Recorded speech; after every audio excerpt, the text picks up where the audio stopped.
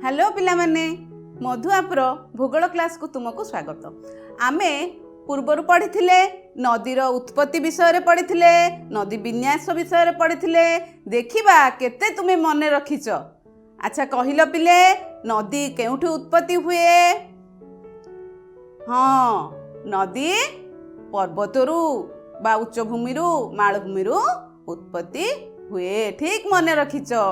ताहले नदी विन्यास केते प्रकारर कहल पिले केते मने अछि?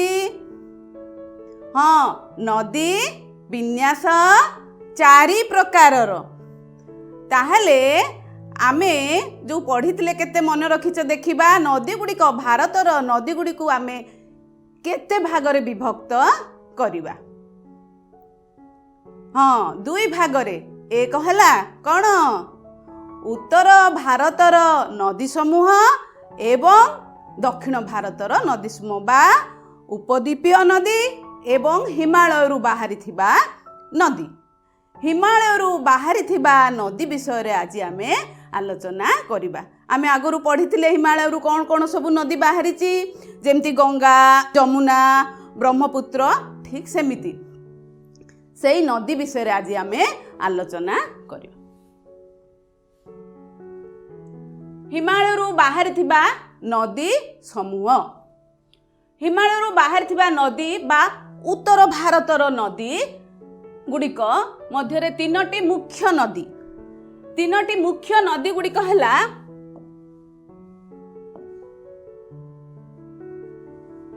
सिंधु, गंगा, ब्रह्मपुत्र। बड़ बड़ 3टा बड़ बड़ नदी, अन्य छोट नदी अच्छी किंतु मुख्य नदी 3टा हला सिंधु, गंगा, ब्रह्मपुत्र। एमाने सुदीर्घ बा बहुत खूब दीर्घ बहुत लंबा एवं अनेक गुड़िए उपनदी या सहित मिशिची। गोटे मुख्य नदी एवं ताहार समस्त उपनदी मिशी एक नदी तंत्र सृष्टि करिथाए। उपनदी एवं मुख्य नदी। देख एटा हला मुख्य नदी, छोट छोट नदी आसी ता सहित मिशिची। एटा हला नदी तंत्र एवं बड़ बड़ जो नदी गुड़ा देख मानचित्र रे इंडस लिखाई। एटा होची सिंधु, तापरे गंगा, ये हला ब्रह्मपुत्र। ताहले कौन कौन बड़ बड़ नदी? सिंधु, गंगा एवं ब्रह्मपुत्र।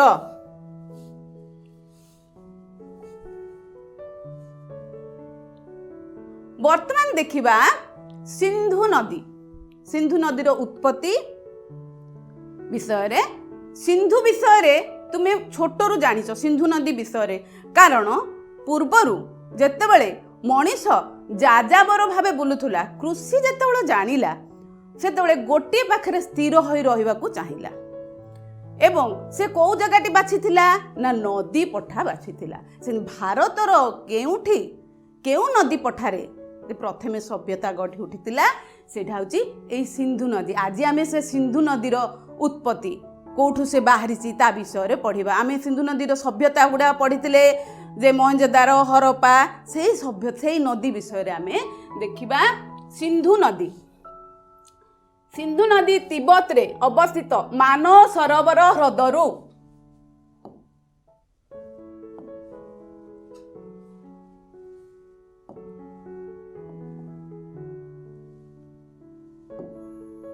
मानसरोवर ह्रदरू उत्पत्ति होई पश्चिम दिगकू प्रवाहित भारतर जम्मू काश्मीर राज्यर लद्दाख जिला दे भारत रे प्रवेश करछि। उपनदी। एहार उपनदी कौन? जास्कार,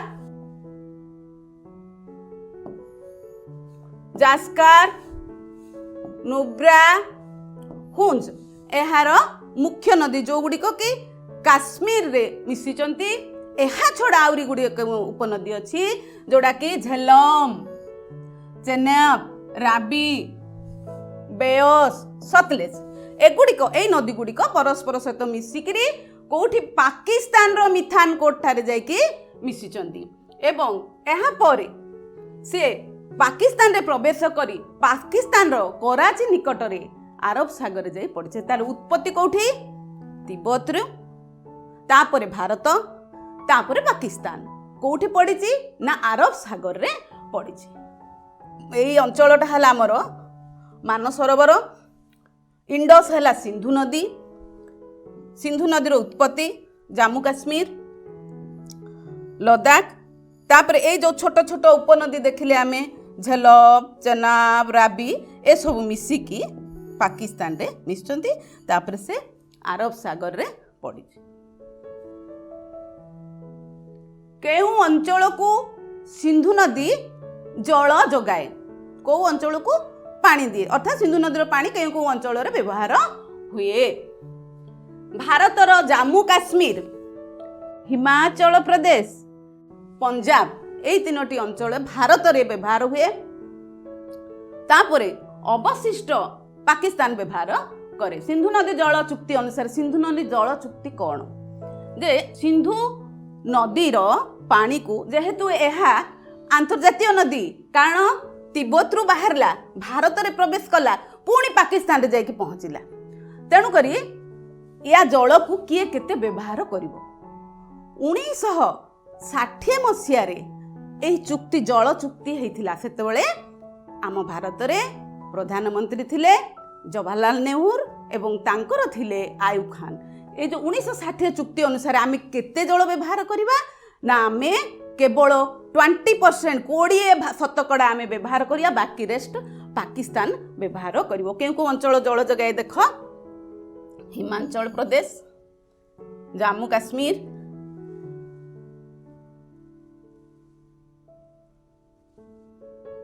एवं पंजाब एतिकी एई अंचल जल जगाए। तापरे आ गोटे बड़ नदीटीए पढ़िबा जोटा कि आम भारतर दीर्घतम नदी, बड़ नदी सबुठारु, बुझल से नदी पवित्र नदी, ता जल को आम पवित्र बोली भाबू। से नदी पर पढ़िबा, सी है कौन गंगा नदी। गंगा नदी, गंगा नदी कौठू बाहरी, कौठू बाहरी देख। गंगा नदी रो प्रथम नाम होची भागीरथी।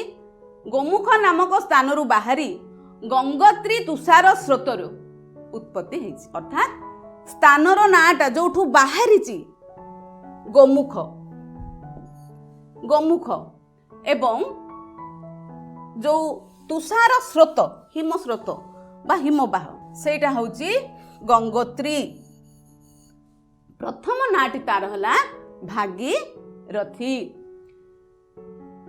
उत्पत्ति देवप्रयाग ठारे अलकानंदा यह सहित मिलित होई ए दुई नदी मिलित होई गंगा नदी नाम नामित। प्रथम नाटी भागीरथी, तापरे से पहाड़िया अंचल अतिक्रम करी आसिला समय हरिद्वार निकटरे कौन होइची देख पिले देवप्रयाग, ये हला भागीरथी नदी, ये हला अलकानंदा नदी।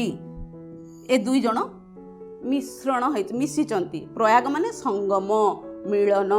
हरिद्वार निकटरे यह समतल अंचल को चली आसी।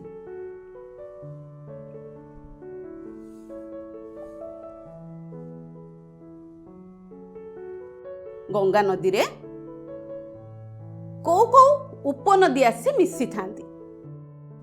ए जो अति दीर्घ बाट अतिक्रम करिबा बेलकू छोट बड़ नदी ता सहित नदी तंत्र सृष्टि करिवे, तेणु छोट छोट नदी आसी ता सहित मिसंती। कौन कौन नदी आसंती? उभय पार्श्वर, वाम पार्श्वर एवं दक्षिण पार्श्वर। वाम पार्श्वर नदी गुड़िक देख घागरा, गंडक, कोसी एवं गंगा नदीर दक्षिण पार्श्वर नदी है दक्षिण पार्श्वर नदी है जमुना,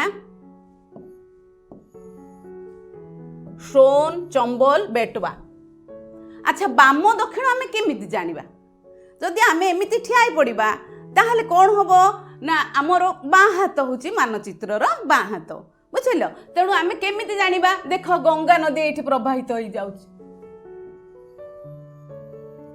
बाम पार्श्व एपटे देख, एठी तुमे देखि पारिबो गंडक, घागरा, बुझिल गोमती एसबू नदी गुड़िक बाम पार्श्वर आसी मिशिची एगुड़िक हिमालय बाहरी बाम पार्श्वर नदी गुड़िक सब हिमालय बाहरी एवं दक्षिण पार्श्वर नदी गुड़िक है जमुना देख ये जमुना नदी लिखाई एटा जमुना सोन बेटवा बुझिल ए सब नदी गुड़िक है दक्षिण पार्श्वर सबू नदी होची आमर केंद्रीय पर्वतमाला बाहरी किंतु जमुना नदीटी हिमालय बाहरी दक्षिण पार्श्वर मिशिची जमुना नदी देख ए जमुना नदीटा हूँ हिमालय बाहरी बाकी अन्यान्य नदी गुड़िक आमर केंद्रीय पर्वतमाला बाहरी गंगा सहित मिशिଛନ୍ତି।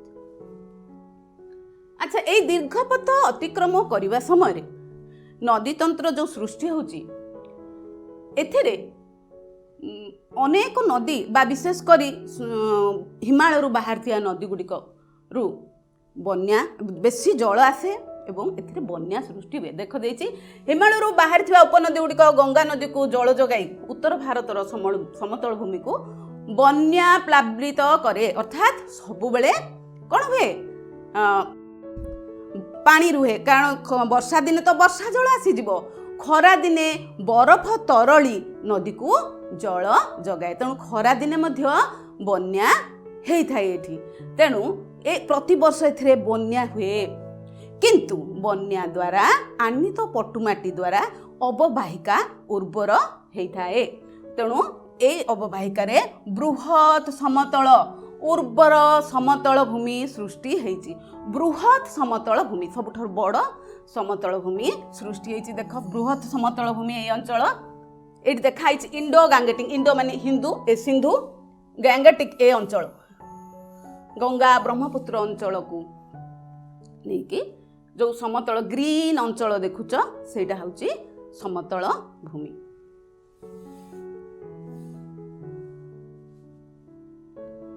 तापर पढ़िबा त्रिवेणी संगम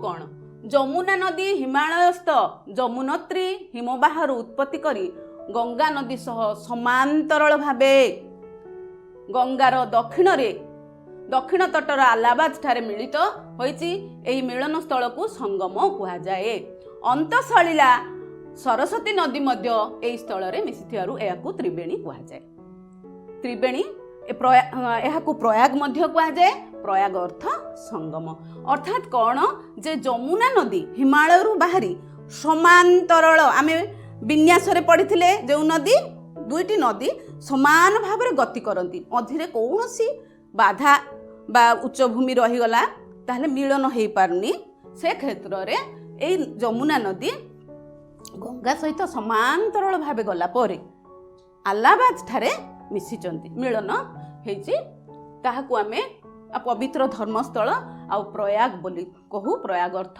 संगम तीनोटी नदीर त्रिनोटी नदीर समाहार सेथि मधुर देख एठी देइची गोटे गंगा जमुना हला आ गोटे कौन रहीगला आमर सरस्वती नदी रहीगला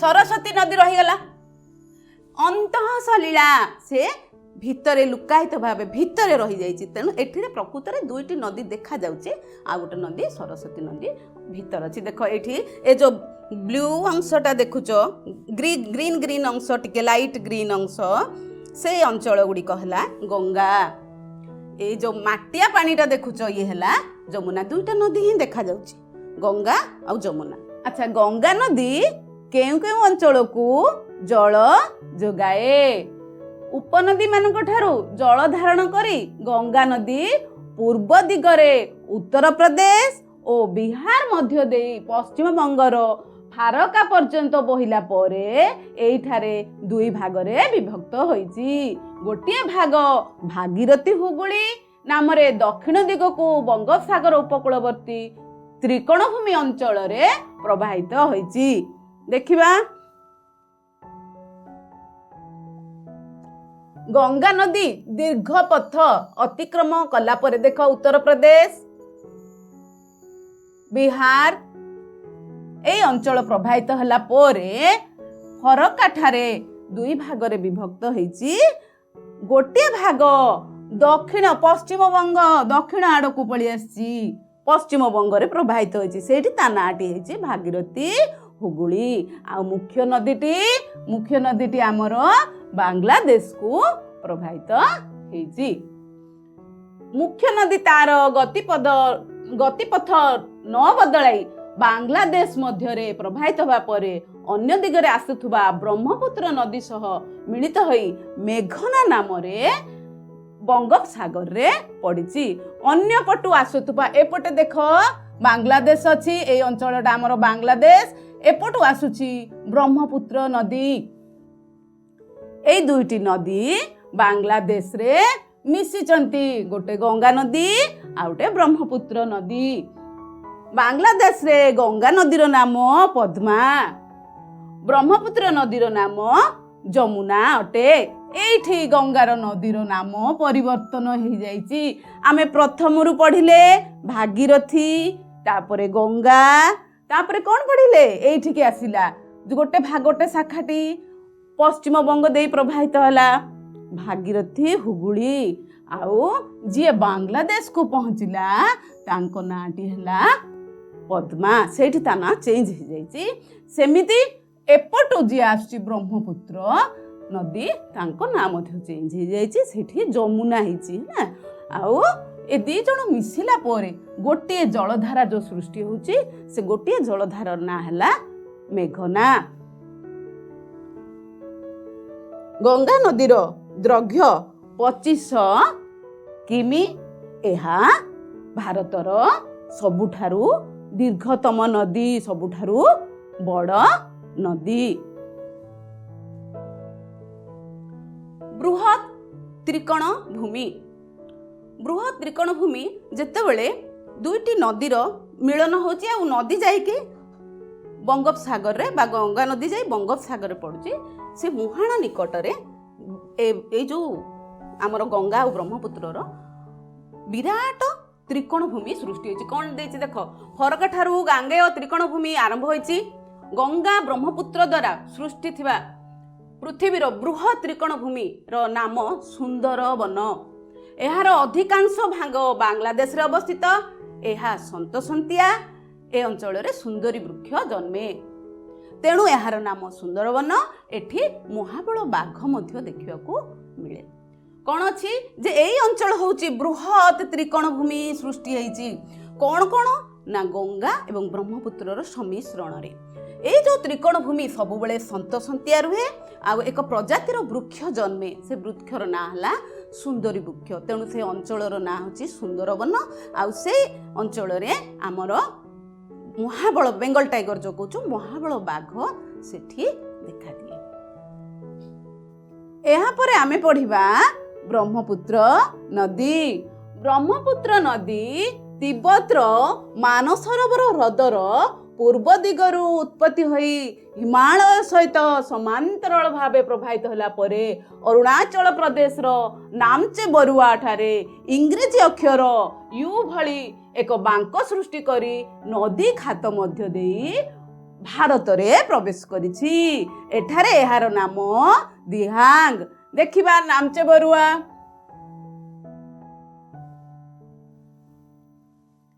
এই ଅଞ୍ଚଳ ହେଲା ଆମର ମାନସରୋବର। ମାନସରୋବରରୁ ବ୍ଲୁ ରଙ୍ଗ ଦେଖୁଛ ପିଲେ, ଇଏ ହେଲା ଆମର ବ୍ରହ୍ମପୁତ୍ର ନଦୀ। ମାନସରୋବରରୁ ହିମାଳୟ, ଇଏ ହେଲା ହିମାଳୟ। ହିମାଳୟ ସହିତ ସମାନ୍ତରାଳ ଭାବେ ଗତି କଲା ପରେ ଏଇ ଅଞ୍ଚଳଟା ହେଲା ଅରୁଣାଚଳ ପ୍ରଦେଶ। ଏଇଠି ନାମଚେ ବରୁଆ ଠାରେ ୟୁ ଟର୍ନ, ଇଂରେଜୀ ଅକ୍ଷର ୟୁ ପରି ଭାରତ ମଧ୍ୟରେ ପ୍ରବେଶ କରିଛି। ଏଇ ଯୋଉ ନାମଚେ ବରୁଆ ଆମେ ଦେଖିଲେ, ଏହାର ହାଇଟ୍ ହେଲା 7757 ମିଟର। এই ଅଞ୍ଚଳରେ ବ୍ରହ୍ମପୁତ୍ର ନଦୀର ନାମ ହେଲା ଦିହାଙ୍ଗ। ୟାପରେ ଆମେ ପଢିବା ଉପନଦୀ।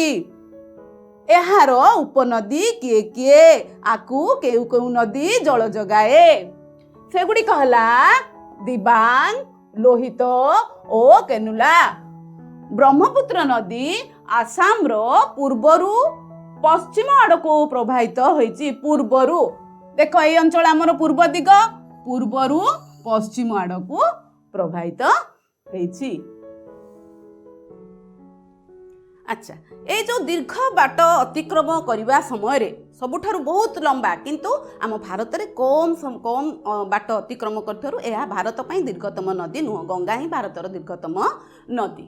हेले ये जो दीर्घ बाट अतिक्रम करने समय कौन होची से बहु ए जो अरुणाचल प्रदेश रे प्रवेश करुची से समय बहुत वृष्टिबहुल अंचल जो 7 सिस्टर अच्छा, 7 सिस्टर माने नागालैंड, मणिपुर, कोहिमा ये सब जो अंचल अच्छी से बहुल भाव में वर्षा हुए, तेणु क्षय बेसी हुए, नग्निभवन बेसी हुए और नग्निभवन द्वारा बाली पथर गोड़ी इत्यादि कौन हुए सब बोही आसे, आसिके नदी रे सब जमाट बांधे ठाए ठाए सब चढ़ा सृष्टि करे। स्थल विशेष बड़ बड़ चढ़ा सृष्टि करे जहाँ दीप कहुए।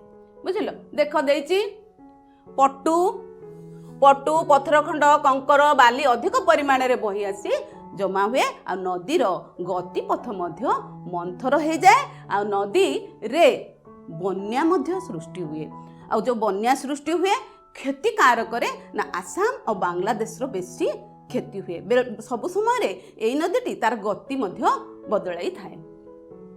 ये जो मु कहली जो अवक्षेपण करे बा बाली माटी गोड़ी आनी जमा करे नदी मध्य रे, तेणु ये छोट छोट चढ़ा बा बड़ बड़ द्वीप मध्य सृष्टि हुए।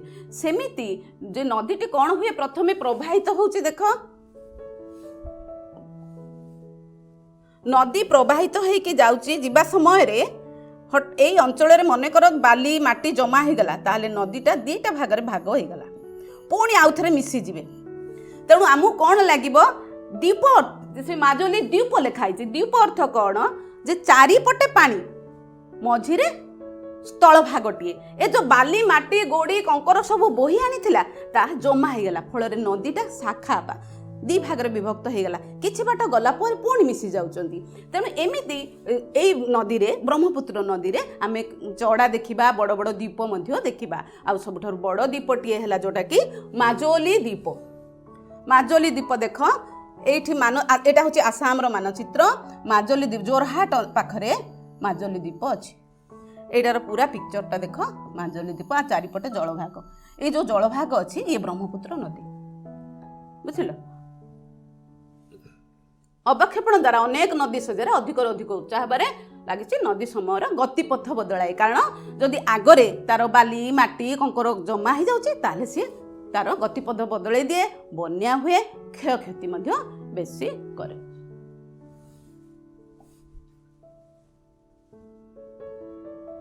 केउठी पड़िछि ब्रह्मपुत्र नदी, कोउठी पड़िछि? ब्रह्मपुत्र नदी आसाम परे बांग्लादेश रे प्रवेश करिछि। बांग्लादेश रे एहार नाम जमुना।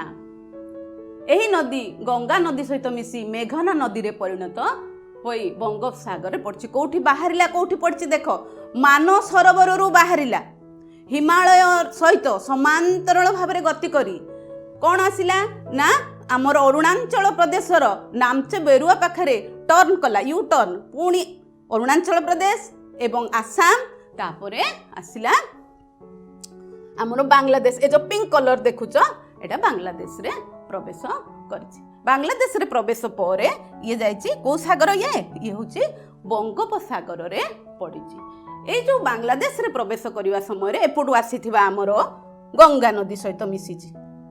एठी गंगा नदी सहित मिसी गला परे जनक ना होछि, गंगा को ना होछि पद्मा, ब्रह्मपुत्र ना होछि जमुना, मिसी गला परे तांको ना हला मेघना हला।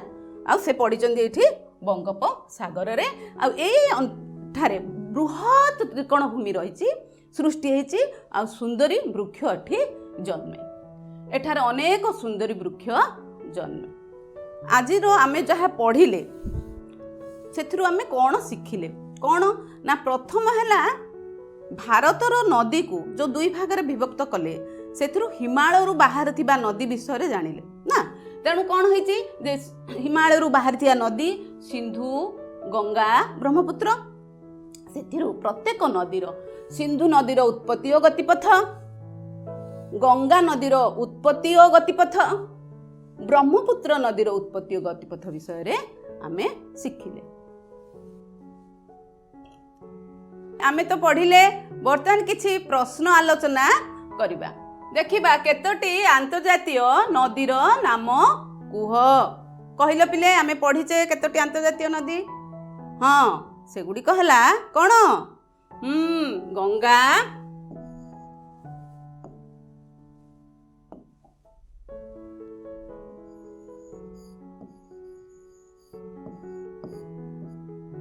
ସିନ୍ଧୁ,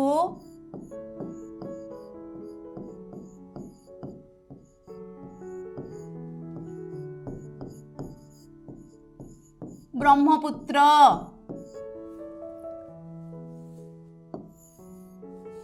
ଦେବପ୍ରୟାଗ ଠାରେ କେଉଁ କେଉଁ ନଦୀ ମିଳିତ ହୋଇଛନ୍ତି? ଦେବପ୍ରୟାଗ ଠାରେ କେଉଁ କେଉଁ ନଦୀ ମିଳିତ ହୋଇଛନ୍ତି? ହଁ, କ'ଣ ହେଲା? ଯେ ଭାଗୀରଥୀ,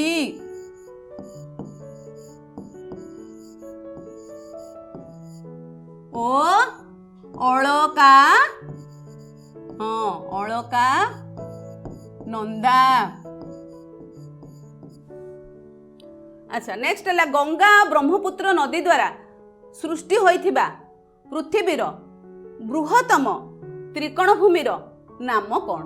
ଗଙ୍ଗା ଓ ବ୍ରହ୍ମପୁତ୍ର ଦ୍ୱାରା ସୃଷ୍ଟି ହୋଇଥିବା ବଡ଼ ତ୍ରିକୋଣଭୂମିର ନାମ କ'ଣ? କହିଲ ପିଲେ? ହଁ, ସୁନ୍ଦର,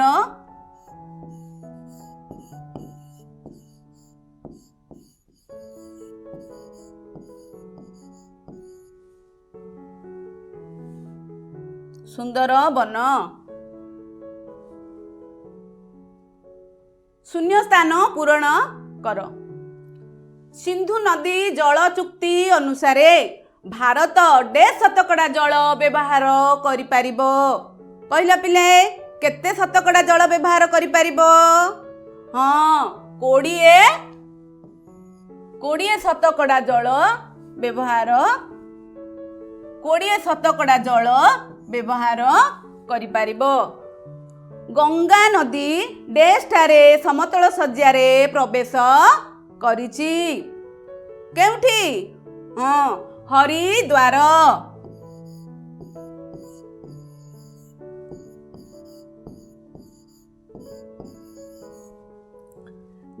ହ୍ରଦରୁ ବ୍ରହ୍ମପୁତ୍ର ନଦୀ ଉତ୍ପତ୍ତି ଲାଭ କରିଛି? କହିଲ? ମାନ, ହଁ ମାନ,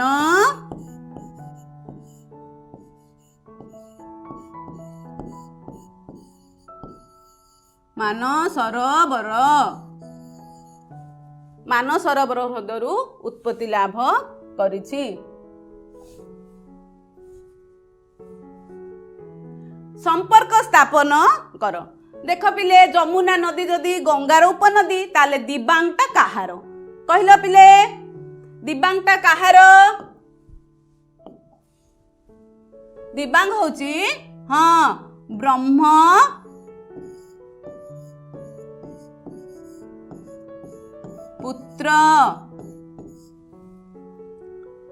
ସିନ୍ଧୁ ଯଦି ଆରବ ସାଗରରେ ପଡିଛି, ତାହେଲେ ଗଙ୍ଗା ହଁ ବଙ୍ଗୋପସାଗର।